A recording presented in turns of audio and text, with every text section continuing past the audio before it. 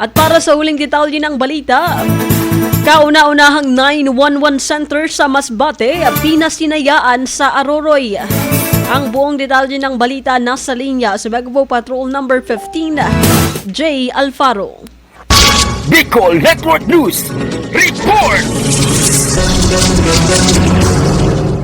Formal na binuksan kahapon Disyembre 4, 2024 ang kauna-unahang 911 Emergency Action Center sa lalawigan ng Masbate. Layunin ng proyektong ito ng Local Government Unit ng Bayan ng Aruroy na magbigay ng mas mabilis na serbisyo sa panahon ng emergency at masigurong ligtas ang mga mamamayan. Ayon sa LGU, ang 911 Center ay isang hakbang tungo sa mas maayos at epektibong emergency response sa buong lalawigan. Panauhing pangdangal sa okasyon na ito ay si Masbate 1st District Congressman and Gubernatorial Candidate Honorable Richard Tico at si Dr. Adonis Dilao ng Provincial Disaster Risk Reduction and Management Office. Para sa Bicol Network News, Megawa Patrol numero 15, J. Ligas Balfaro, tatak tunay na serbisyo.